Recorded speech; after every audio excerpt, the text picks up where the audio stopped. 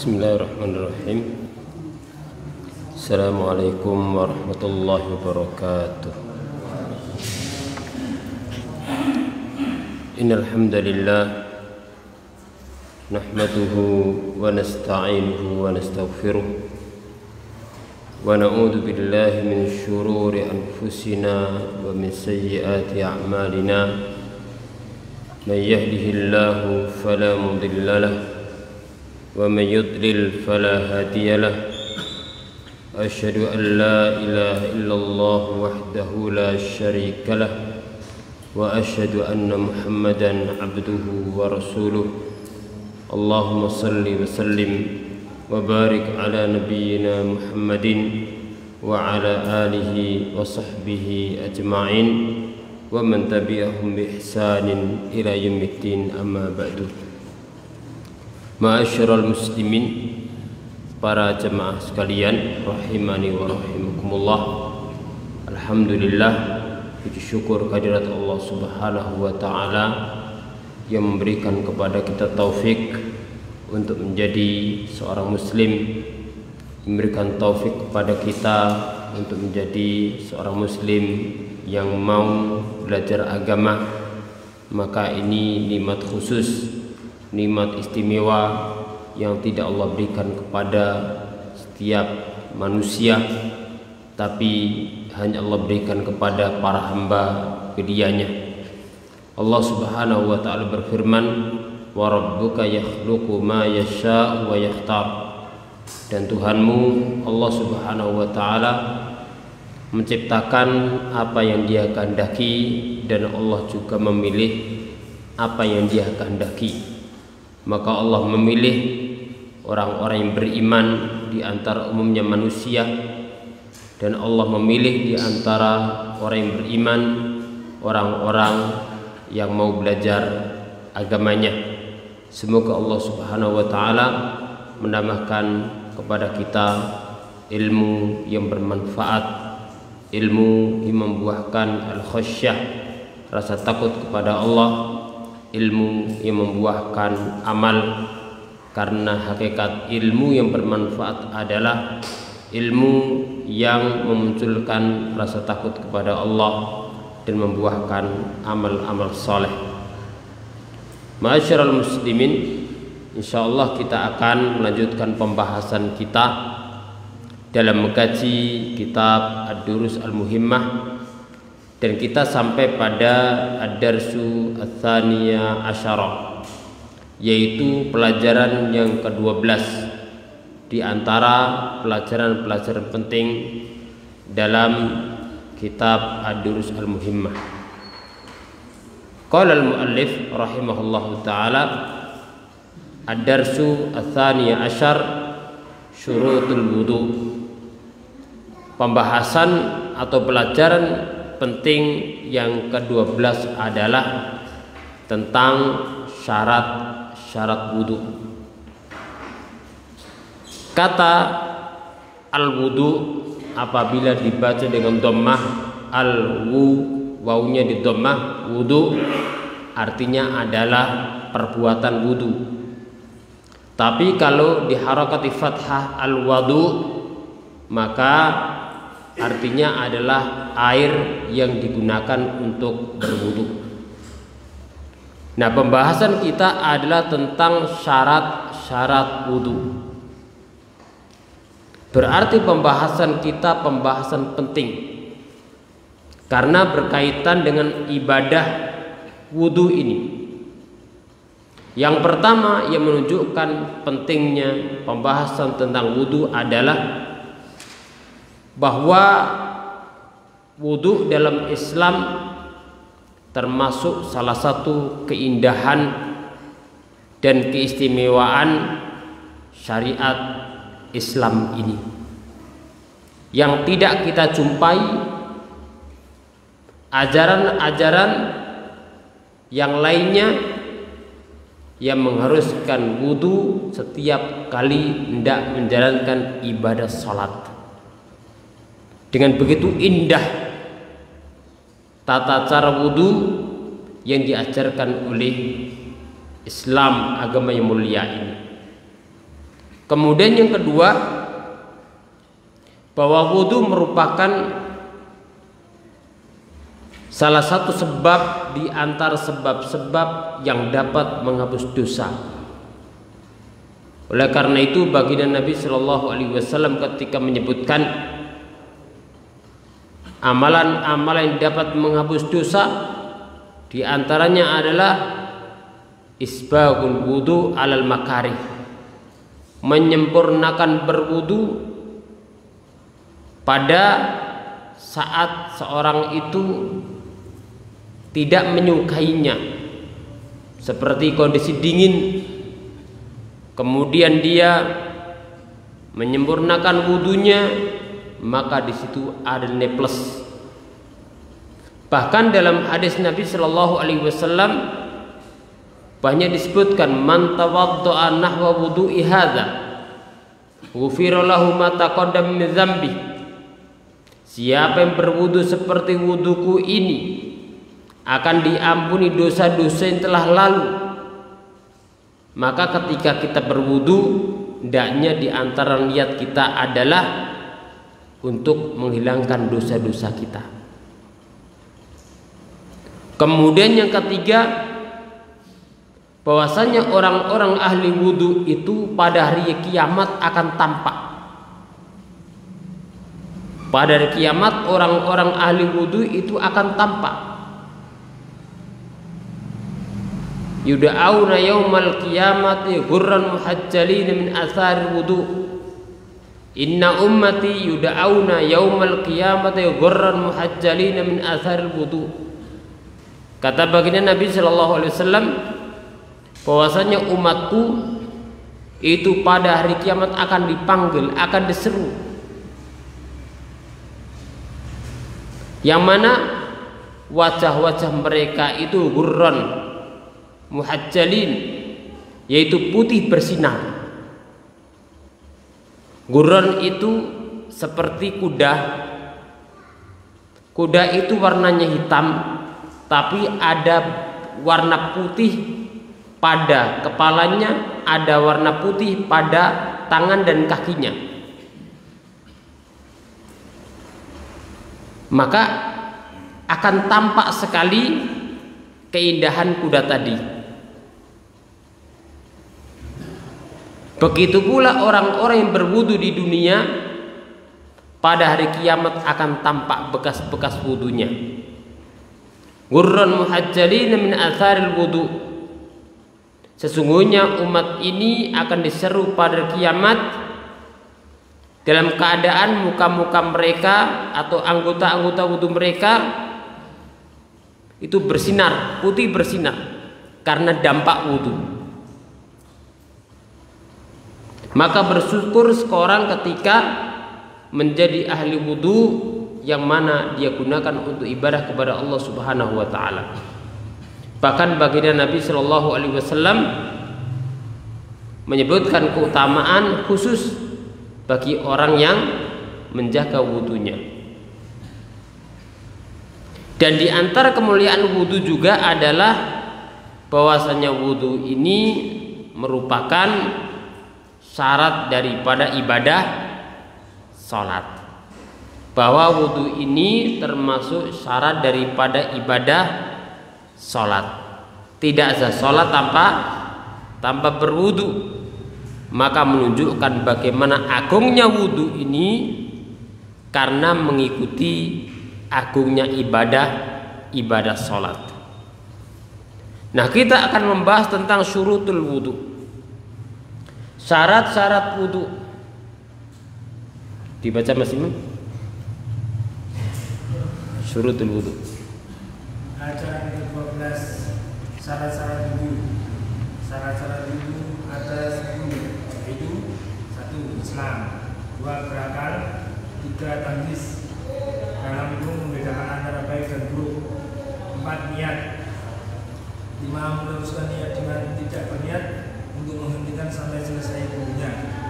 6. Hal-hal yang mewajibkan untuk wudu telah hilang. 7. Istinja, dalam kurung bersuci dari air atau istijmar, dalam kurung bersuci dengan batu sebelum wudu, dalam kurung bagi yang selesai buang air yang dipakai berwudu, suci dan lupa. 9. Menghilangkan apa yang menghalangi sampainya air ke kulit. 10. Dibawa ke sholat bagi orang yang hadasnya terus menerus. Taib. Jazakallah khair. Taib. Al-Mu'allim menyebutkan syurutul wudu'i wahiyya asyrah. Syarat-syarat wudu yang jumlahnya itu ada 10. Jumlahnya ada 10. Dan kita telah memahami arti daripada syarat. Syarat itu artinya mayalzam min adamil adam wala yalzam min wujudihi wujudun wala adam. Syarat itu adalah apabila syarat itu tidak ada, maka amal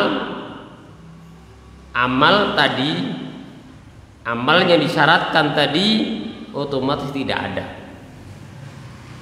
Tapi apabila syaratnya itu ada, amal itu terkadang ada, terkadang tidak ada.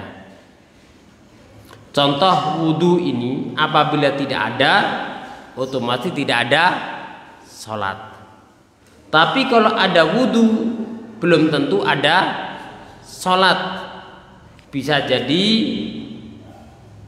wudu ini bukan niatnya dia untuk sholat, mungkin untuk yang lainnya, mungkin menjaga wudu. Ini.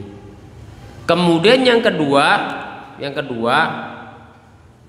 kalau syarat itu biasanya di dalam amal apa di luar? Di luar sebelum amal. Akan tetapi syarat ini terus menerus harus ada. Beda dengan rukun. Kalau rukun itu selesai satu rukun pindah rukun yang lainnya. Tapi kalau syarat itu terus menyertai amalan. Adapun syarat yang pertama adalah al-Islam. Syarat yang pertama adalah al-Islam. Ini syarat tidak hanya buat wudu, tapi Islam ini syarat bagi seluruh amal. Syarat bagi seluruh amal. Karena apabila seorang dia mengamalkan amal baik, tapi dia tidak ikrar dan tidak masuk ke dalam agama Islam ini, maka amalnya adalah amal yang haba'an mansura. Di sisi Allah Subhanahu wa taala amalnya tidak ada nilainya di akhirat.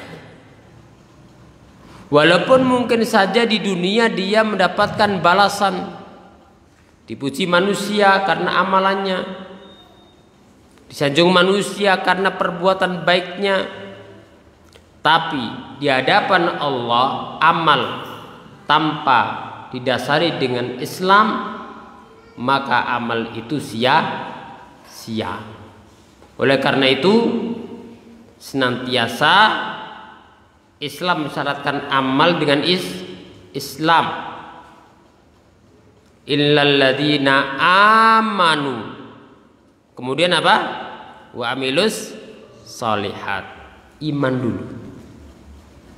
Man amila sholihan min dzakarin aw untha wa huwa mu'minun falanuhyiyannahu hayatan thayyibah walanadziyannahum ajrahum bi ahsani ma kanu ya'malun. Barang siapa yang beramal soleh, laki-laki maupun perempuan, dasarnya apa? Wa huwa mu'minun, dia beriman. Dia beriman. Wa mu'minun. Ketika beriman, Allah menjanjikan kami berikan padanya kehidupan yang baik, dan kami akan berikan balasan dengan balasan yang lebih baik dari apa yang mereka kerjakan. Dan Allah berfirman, wa qadimna ila ma amilu min amalin faj'alnahu haba'an mansura. Dan kami lalui apa mereka perbuat, amal-amal orang kafir, dan kami lalui dari apa mereka perbuat, dan kami jadikan seperti debu yang berterbangan. Maka al-Islam ini syarat. Fali anna ghairal muslimi amaluhu ayyan kana min taharatin aw salatin aw zakatin aw ghairi dzalika batilun wa habitun. Karena amal orang yang bukan muslim, amal apa saja, baik taharah maupun salat maupun zakat, semua itu amalannya batil dan amalannya terhapus. Li'annal kufra mubtil amali kullih, karena kekufuran dia itu menghapus seluruh amalan. Karena kekufuran dia menghapus seluruh amalan. Ibaratnya kalau orang berwudu tapi dia terus melakukan pembatal wudunya, maka dia lakukan, dia hapus, dilakukan, dia hapus. Dan Allah berfirman, wa may yakfur bil iman faqad habita amaluhu wa huwa fil akhirati minal khasirin. Dan barang siapa yang kufur dengan keimanan, artinya tidak beriman, maka amalannya hapus. Berbuat baik tapi hapus, dan di akhirat termasuk orang-orang yang merugi. Maka Islam ini syarat bagi wudu, syarat bagi salat, syarat bagi zakat, syarat bagi puasa, syarat bagi haji, dan syarat bagi seluruh amalan. Oleh karena itu Nabi Shallallahu Alaihi Wasallam pernah tanya oleh seorang sahabat, wahai Rasulullah, orang-orang jahiliyah yang dia itu punya amal-amal baik, dia sedekah, dia dermawan, karena orang Arab dahulu itu terkenal dengan karam, kedermawanan, memuliakan tamu, ya, memuliakan tetangga, menyambung tali silaturahim. Apakah amal-amal mereka itu dicatat, diterima oleh Allah? Jawabnya Nabi Shallallahu Alaihi Wasallam, aslamta ala ma aslafta minal amal. Engkau masuk Islam dengan amal-amalmu yang berlalu. Artinya apa? Apabila seorang masa jahiliyahnya itu punya amal baik, lalu dia masuk Islam, masuknya dia ke dalam Islam itu akan menarik seluruh amal yang pernah diperbuat menjadi amal yang baik. Berarti sebaliknya, ketika dia tidak masuk Islam, berarti seluruh amalannya akan sia-sia. Makanya Islam ini kuncinya. Yang kedua, syarat wudu yang kedua, yaitu al-aql, yaitu berakal. Dan dalam Islam akal ini suatu yang sangat dimuliakan, sangat dihormati. Makanya Islam ketika memperhatikan ad-daruriyatul khamsah, 5 perkara primer yang harus dijaga, kehidupan tidak akan tegak kecuali dengan menjaga 5 hal ini. Yang pertama, Islam menjaga agama Islam ini. Yang kedua, Islam menjaga jiwa. Yang ketiga, Islam menjaga akal. Yang keempat, Islam menjaga kehormatan. Yang kelima, Islam menjaga harta. Nah, Islam ketika memuliakan akal manusia ini dengan banyak sarana. Allah memerintahkan manusia untuk belajar. Islam mengharamkan untuk memukul wajah atau memukul kepala. Islam mengharamkan segala makanan dan minuman karena itu akan merusak akal. Al-khamru ummul khaba'ith. Khamr yang dinamakan khamr itu tidak hanya bentuknya minuman. Bisa bentuknya minuman, bisa bentuknya itu ya, pil dan yang lainnya. Itu khamr karena yukhamirul akal, karena menutup akal. Al-khamru ummul khaba'ith. Khamr itu induk dari segala kerusakan, induk dari segala kekejian. Karena apabila seorang minum khamr, ini dampaknya banyak. Makanya dikisahkan pada zaman dahulu ada seorang ketika dia dipaksa ditindas untuk berbuat kemaksiatan, disuguhkan di hadapannya untuk membunuh jiwa, disuguhkan di hadapannya untuk berbuat zina, disuguhkan padanya untuk minum khamr, suruh milih. Semua adalah suatu yang berat karena dia seorang beriman. Tapi karena ikrah, dipaksa itu, maka dia punya pikiran milih yang lebih ringan. Dia minum khamr, dikiranya itu adalah yang paling ringan. Ternyata akhirnya setelah minum khamr, akhirnya dia berbuat zina. Setelah itu dia membunuh jiwa. Makanya sampai di negara-negara maju pun, negara maju ya, walaupun mereka aturannya itu rapi, kenapa di jalan banyak kecelakaan?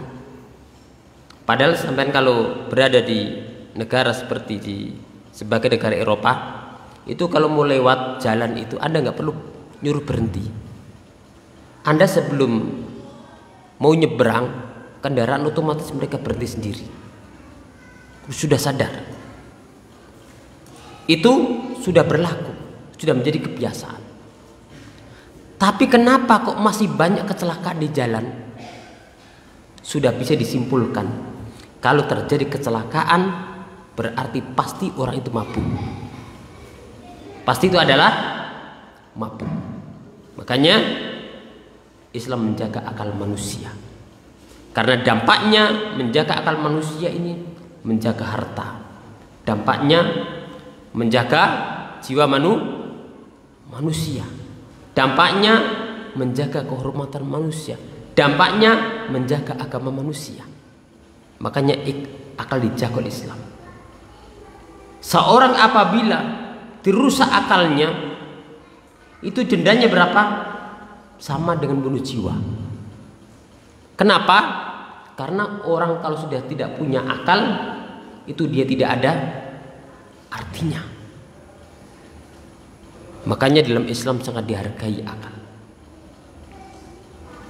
Nah, syarat yang kedua dalam ibadah, termasuk ibadah wudu, adalah al-aql. Karena dengan akal ini dia bisa melihat kebaikan, bisa mendengar perintah, bisa mendengar itu larangan, dia mendengar itu berita yang wajib diimani, dia bisa memahaminya. Wali andal majnun marfu'un anil qalam. Adapun orang gila, maka diangkat padanya catatan, pena. Sebagaimana hadis Nabi Shallallahu Alaihi Wasallam ketika beliau bersabda, rufi al qalamu an salasah. Pena itu diangkat dari 3 golongan manusia. Di antaranya adalah adil majnun. Di antaranya ada dari orang yang gila. Maka tidak dicatat ketika dia berbuat yang tidak baik.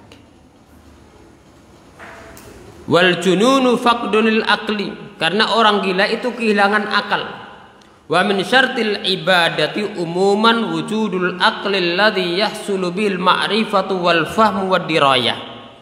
Oleh karena itu di antara syarat ibadah secara umum, tidak hanya syarat wudu, itu harus berakal. Karena di akal ini dia punya pengetahuan, dia paham, dia memahami. Wa faqidul akli, adapun orang yang kehilangan akal, la yuhsinu iqamata hadil a'mal wal ityani biha ala wajhiha. Adapun orang yang kehilangan akal, maka dia tidak akan bisa menegakkan amal-amal tadi dan menjalankan sesuai dengan hakikatnya. Kalaupun dia menjalankan kebalik-balik, jangankan ibadah yang itu dengan urutan yang panjang. Kalau sampean ke sebagian rumah sakit jiwa, menurut teman yang pernah tugas di tempat seperti itu, kalau dikasih makan pisang itu suka kebalik. Dikasih makan pisang, nanti yang dimakan kulitnya, nanti isinya dibuang. Kasihan, nasallahu afiyah. Maka otomatis apa? Tidak kena beban, kena apa? Ibadah. Makanya Islam itu ketika memerintahkan suatu perintah syariat itu bisa dijalankan oleh manusia. Kemudian yang ketiga, di antara syarat wudu adalah yaitu at-tamyiz. Yang mana seorang itu sudah bisa membedakan antara yang baik dan yang buruk. Dan tamyiz ini tidak harus sampai dia balik.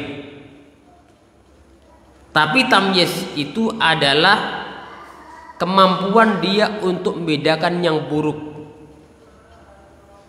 paham akan perintah. Ketika diajari dia bisa at-tamyiz. Fali annal qalama kama taqaddam, karena catatan pena itu diangkat juga dari as-sabi hatta yumayyiz.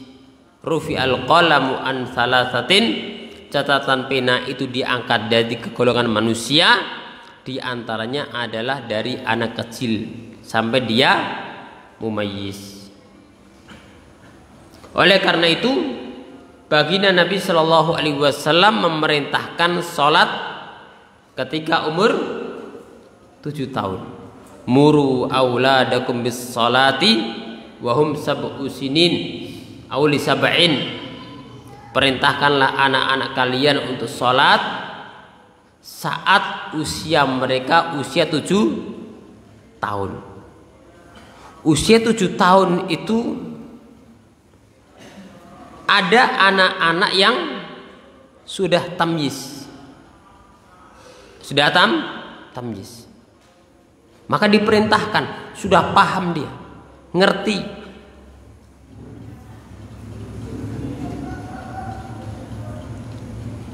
Nah, ditekankan lagi ketika berumur 10 tahun. Wadribuhum li asrin, dan pukullah dia ketika sudah umur 10 tahun dan dia tidak menjalankan ibadah sholat. Bukan pukulan yang membuat dia luka, tapi pukulan yang mendidik supaya dia tahu kalau ini suatu keharusan. Dan ini salah satu metode dalam Islam. Walaupun metode semacam ini mulai dihilangkan, ya. Oleh karena itu, metode dalam Islam ini itu pasti memberikan kebaikan. Ini realita di negara-negara Barat, ya, negara-negara Barat. Itu orang tua tidak bisa punya hak untuk maksa anaknya. Tidak punya hak untuk maksa anaknya. Ketika anak itu disuruh sholat, dipaksa orang tuanya, kemudian anak itu lapor ke pengadilan, orang tuanya kena. Akhirnya apa? Terjadi kerusakan. Dan itu dialami oleh sebagian teman-teman kita yang tinggal di negara negara barat. Mereka tidak punya kuasa, anaknya kelayapan, ya, kesana kemari, lupa akan masjid, ya, sulafiyah. Walaupun ada juga yang tetap menjaga perhatian, ya, bahkan terkadang masya Allah. Tapi yang jelas lingkungan itu berpengaruh. Dan aturan Islam ini yang paling utama.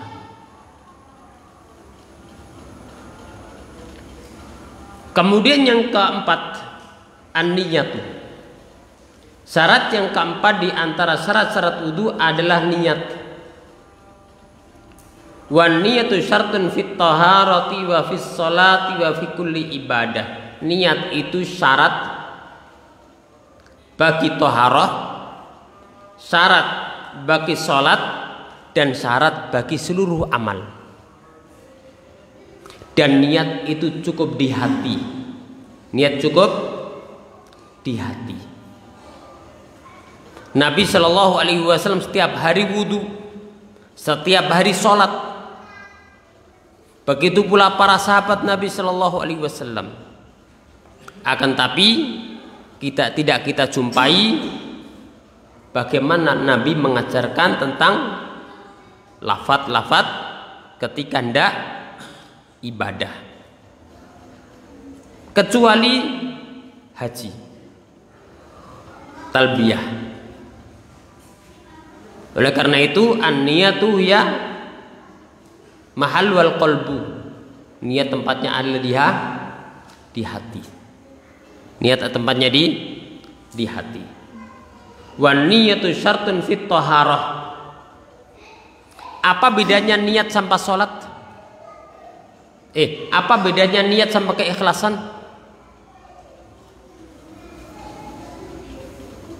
Keikhlasan itu lebih khusus daripada niat. Kalau niat itu artinya adalah iradatul qalbi al-amala taqarruban ilallah. Niat itu adalah kehendak hati. Iradatul qalbi, kehendak hati untuk melakukan suatu amal dalam rangka mendekatkan diri kepada Allah. Dan niat itu terkadang bisa ikhlas, terkadang tidak ikhlas. Tapi kalau ikhlas itu adalah taswiyatu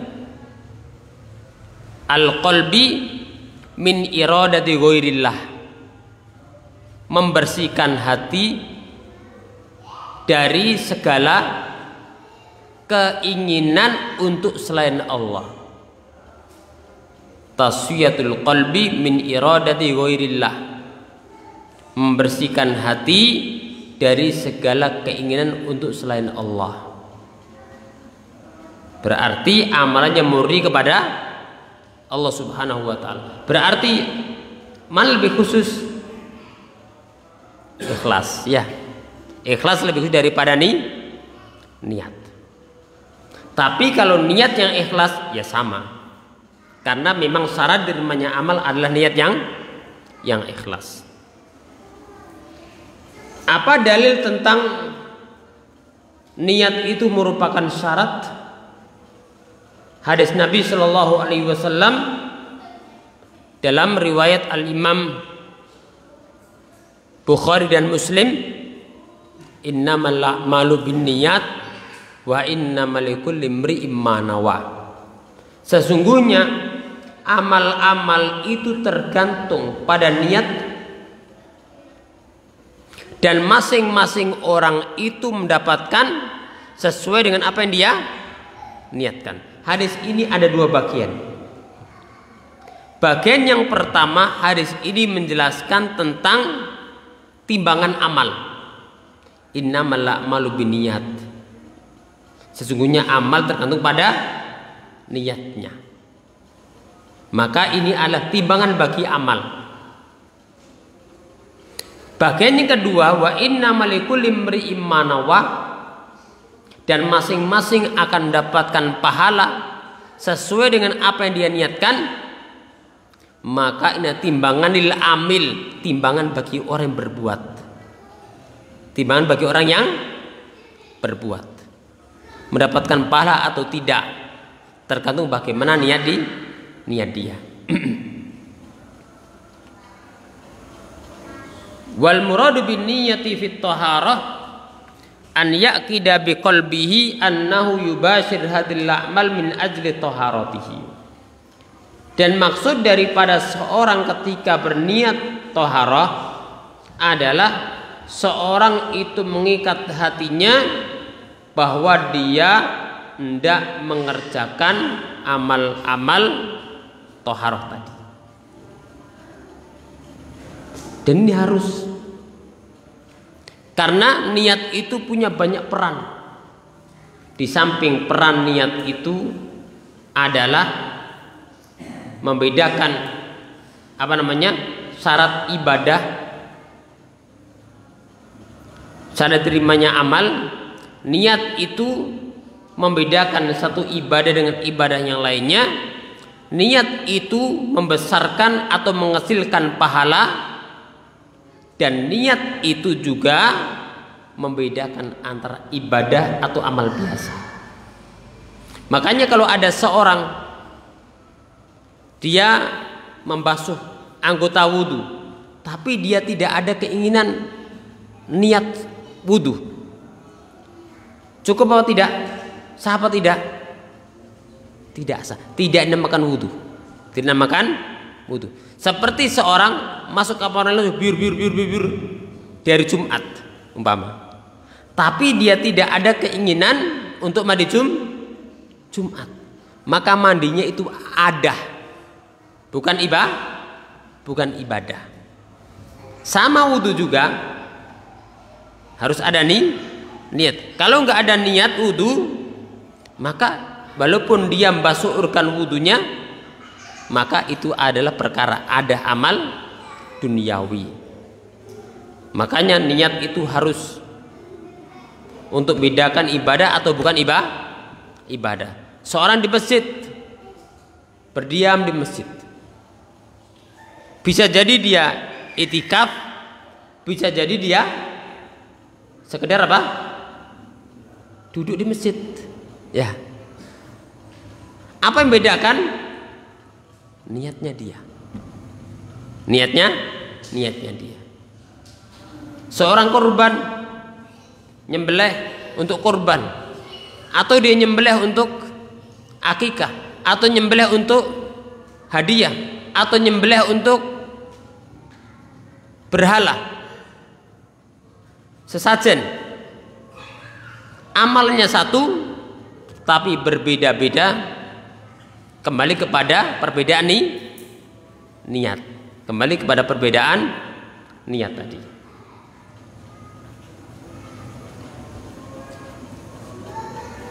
Walau atabi furudil wudu, oleh karena itu apabila seorang mengamalkan amal-amal yang wajib bagi wudu, tapi dia tidak niat untuk taharah, tapi dia sekedar niat untuk membersihkan anggota wudhu, maka amalannya tidak dinamakan toharoh dalam artian wudhu. Kenapa? Karena syarat ibadah itu adalah niat. Makanya kalau berwudhu, ya, di samping niat, ya, harus ada. Kalau dia niatnya adalah untuk wudhu, juga niat yang baik dalam rangka apa? Berwudu, mencontoh Nabi Shallallahu Alaihi Wasallam, biar bahagia. Karena orang ketika beramal, seorang ketika beramal, dan dia ketika beramal itu tahu ilmunya, tahu caranya, dan dia ketika mengamalkan itu mengingat bahwasanya ini dilakukan oleh Nabi Shallallahu Alaihi Wasallam, dan dia menirunya, itu akan memberikan kebahagiaan dalam jiwanya. Di samping itu, niatlah bahwasanya ketika berwudu itu untuk menghilangkan apa? Dosa. Karena memang berwudu itu sebab terhapusnya dosa. Kemudian yang kelima, di antara syarat wudu adalah istishabu hukmiha bi alla yanwiya qat'aha hatta tatimma taharatuhu. Yaitu hendaknya dia menyertakan atau meneruskan niat toharoh. Artinya terus ada niat toharoh. Dia tidak ada niat untuk memotongnya sampai selesai. Artinya jangan sampai Anda wudu sampai tengah, wis kata terusno wuduku, tapi sampai tetap melanjutkan. Itu namanya memutus niat. Maka ketika Anda baru setengah wudu, kemudian wis gak sudah wudu, tapi Anda lanjutkan, dinamakan wudu apa tidak? Tidak dinamakan wudu, karena syaratnya tidak terpenuhi.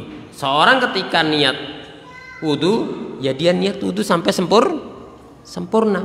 Tapi ketika baru dapat sebagian organ, ternyata dia ada niat dalam hatinya, wis kata terus no wuduku ini sampai sini saja, karena saya mau ini mau itu, maka wudu ini tidak dinamakan wudu secara syar'i. Li'annahu law qata'a niyatat tahara fi asna'il amal la tasih taharatuhu. Karena apabila dia memotong niatnya di tengah amal, maka taharahnya tidak sah. Ka'an yughayyir niyata fi asna'il wudu minat tahara ila nadhafah. Seperti halnya orang yang merubah niat. Jadi awalnya dia niat wudu, sampai tengah dia niatkan untuk membersihkan. Ya. Kurang kaki, dia rubah niatnya. Starsiane kakiku, bukan tujuannya apa? Menyempurnakan wudu. Maka ini tidak sah. Karena syaratnya ada yang hilang. Kemudian yang keenam as-sadisu, inqita'u mujibil wudu, yaitu hilangnya hal-hal yang mewajibkan wudu. Hilangnya perkara-perkara yang mewajibkan wudu. Inqita'u wujibit tatahhur fala takunu taharatu illa ba'da inqita'il mujib. Bahwasanya taharah itu tidak harus, wudu itu tidak harus, kecuali apabila hal yang mewajibkan taharah itu terputus. Seperti apa? Kal kharij minas sabilaini, seperti adanya yang keluar dari dua jalan, baik kencing maupun buang hajat, ya, atau ketut atau yang lainnya. Au akli lahmil jazur, atau memakan daging unta. Memakan daging unta juga termasuk pembatal wudu. Au nahwi dzalika, atau selain itu. Amma fi asna'i wujubi wudi'il wudu, amma fi asna'i wujudi mujibil wudu, law hasul insani tahara au syuru'un fiha fa innaha la tasih. Adapun apabila di tengah-tengah adanya hal yang mengharuskan wudu, kalau seandainya terjadi wudu atau masuk pada wudu, fa innaha la tasih, maka wudunya tidak sah. Apa artinya? Kata beliau, faman tawaddo'a fala yanqati khurujul baul. Orang yang wudu tapi keluar kencingnya tidak putus, tidak artinya masih kencing dia wudu contohnya, boleh apa tidak? Tidak boleh. Berarti apa? Syaratnya wudu itu hal yang mengharuskan wudu sudah putus, sudah selesai. Lam yartafi hadatsuhu, Kalau seorang masih dalam keadaan kencing, kemudian dia berwudu, walaupun dia wudu, hadasnya tidak hilang. Kenapa? Loh, dia masih melakukan pembatal wudu. Wa kadza law tawadda'a wa huwa ya'kulu min lahmil ibil. Begitu pula seorang yang wudu sedangkan dia sambil makan daging unta. Maka ini juga tidak hilang wudunya. Sehingga syarat di antara syarat wudu itu yang keenam adalah hilangnya hal yang mengharuskan wudu. Artinya adanya pembatal wudu. Kecuali orang yang hadasnya tidak bisa putus. Umpama ada orang yang terus dalam keadaan kentut terus tidak bisa berhenti. Atau seorang yang dia punya penyakit salisil bul, artinya kencing tidak bisa putus. Atau seorang wanita yang mengalami istihadah yang keluar darah terus. Maka bagaimana kondisi orang semacam ini? Maka dia berwudu ketika datang waktu sholat, ya, ketika sholat, ya. Kemudian dia berusaha untuk menjaga supaya najisnya tidak tersebar. Nah, setiap kali mau sholat dia apa? Dia berwudu.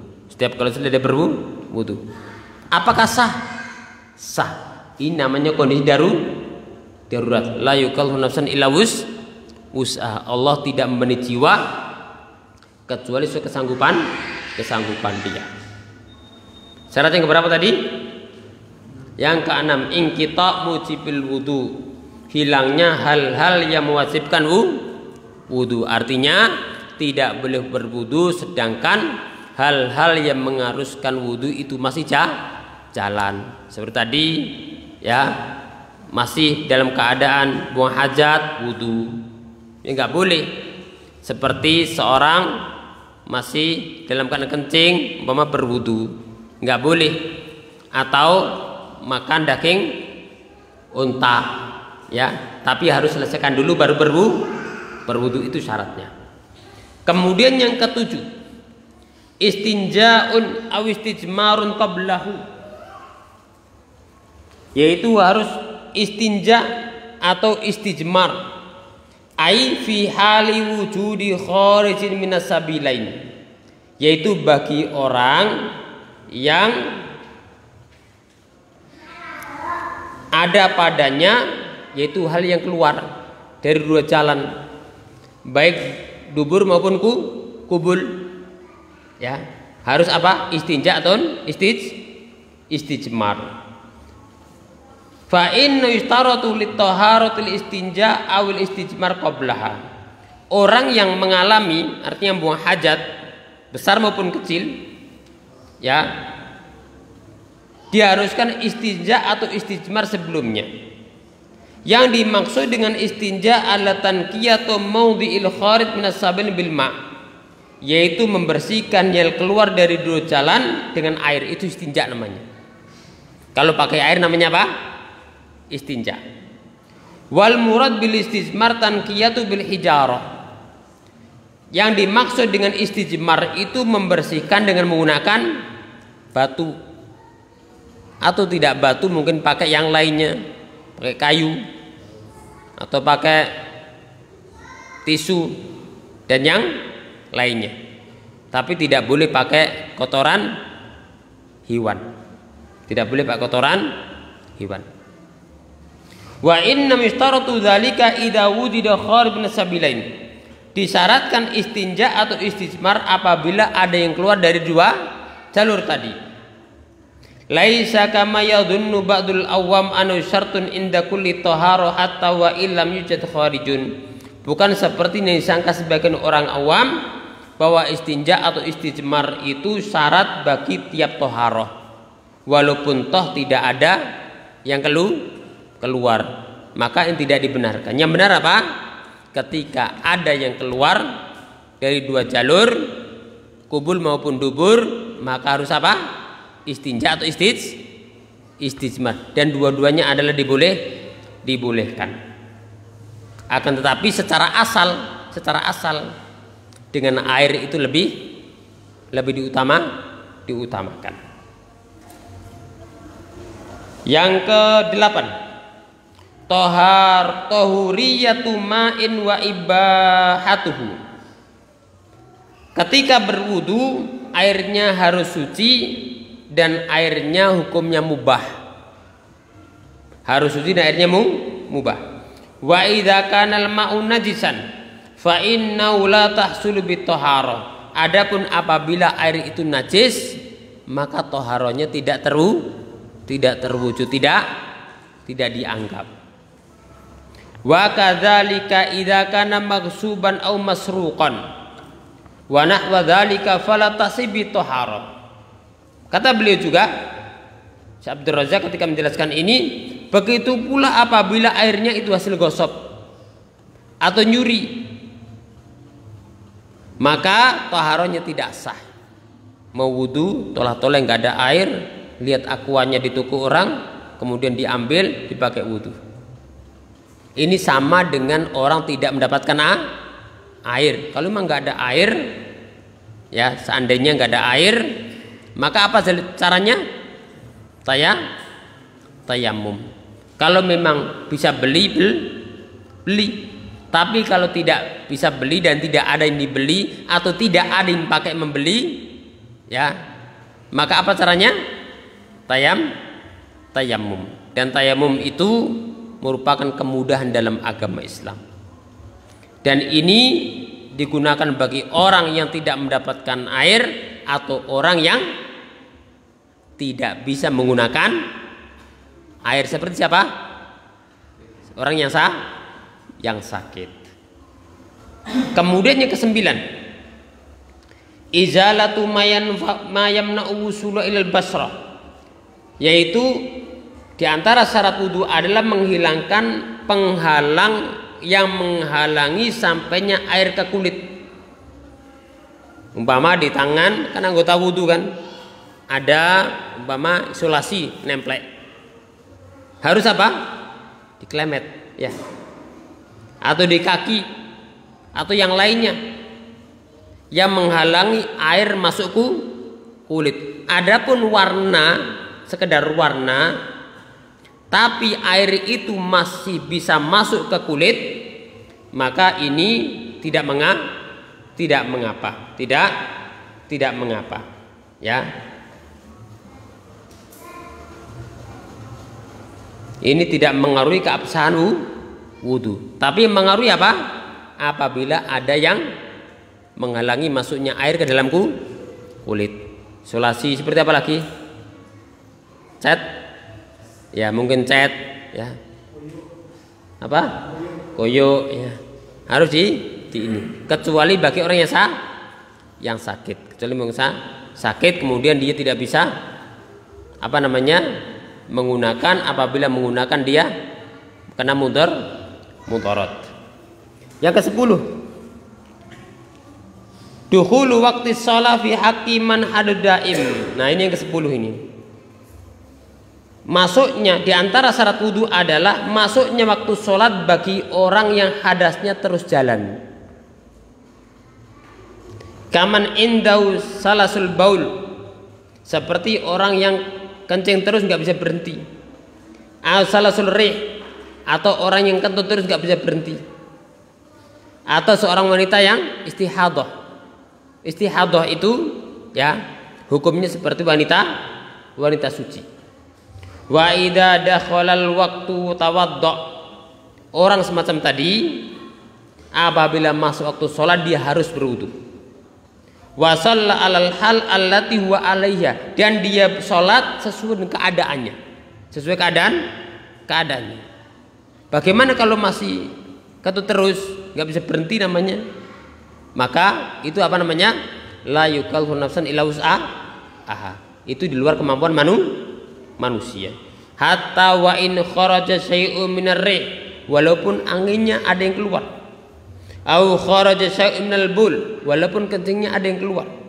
Fa innahu la yantaqidu taharatuhu, maka taharahnya tidak dianggap batal. li'annahu la yamliku dzalika, karena dia tidak punya kemampuan untuk menahan. Lakin min syarti thahara fi haqqihi, tapi syarat thahara bagi orang yang keadaan demikian adalah an yatawaddo'a li kulli sholatin inda dukhul waqti, yaitu harus wudu setiap kali sholat.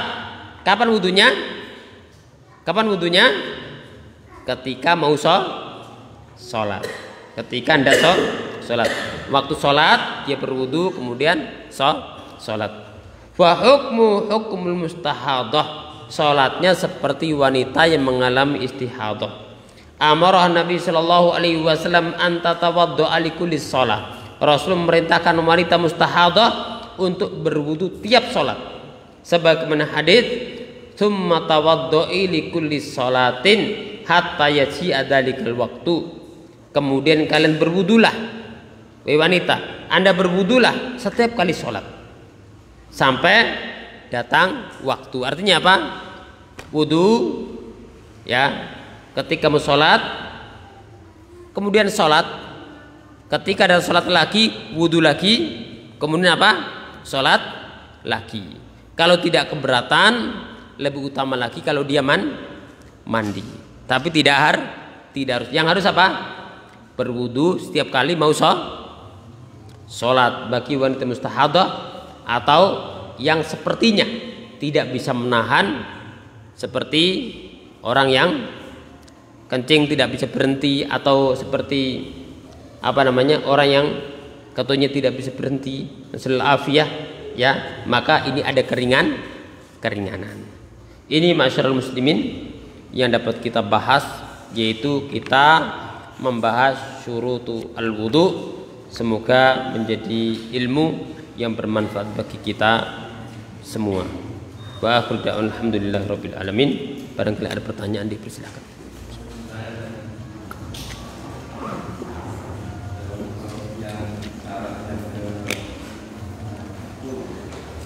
Yang ke 10 lagi.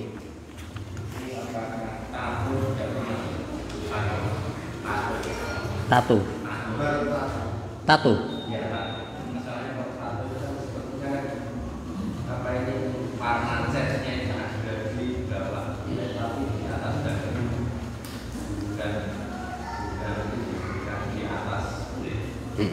Baik, barakallahu fiik. Nah, ini diantara perhatian Islam terhadap manusia supaya tidak melakukan hal yang memudaratkan dirinya. Tato yang memudaratkan dirinya ya, bahkan merusak kehormatan dia. Tapi nggak tahu kok masih ada orang yang melakukan, pada dilarang dalam Islam. Nah, sekarang kita bicara kepada yang sudah realita terjadi. Seandainya ada orang yang memang dia bertato, kemudian dia terlanjur, dia tobat, bagaimana wudunya dia?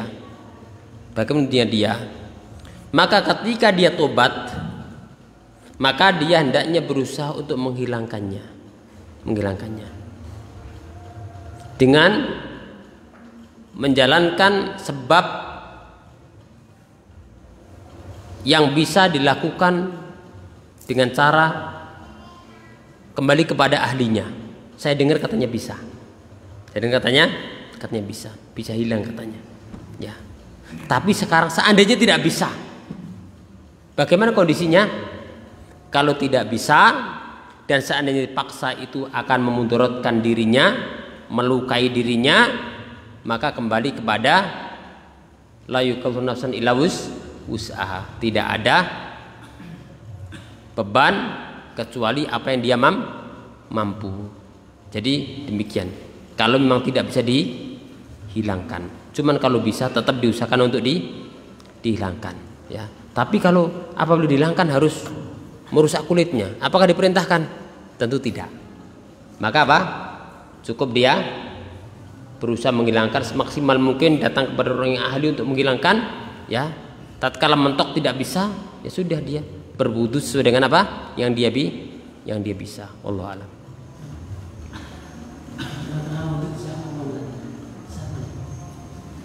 ketika berwudu kemudian diajak ngomong, kalau kebiasaan Nabi Shallallahu Alaihi Wasallam itu dijawab nanti.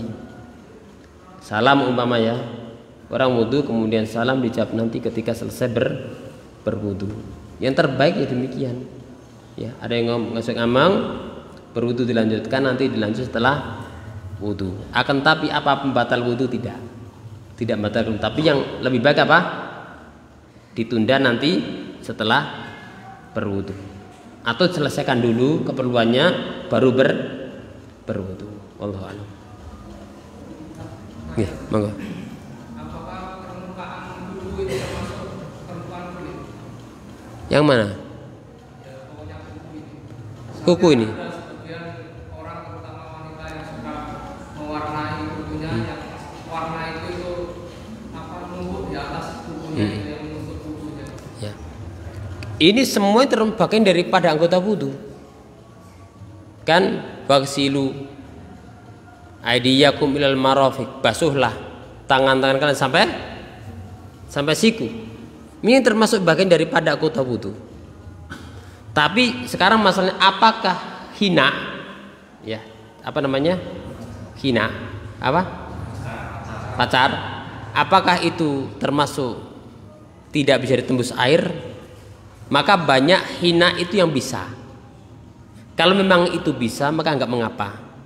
Cuman kalau itu memang tidak bisa, maka hendaknya dia tobat dan ganti yang bisa kalau memang dia harus ingin pakai itu. Allahu a'lam. Tapi hina banyak yang bisa. Allahu a'lam.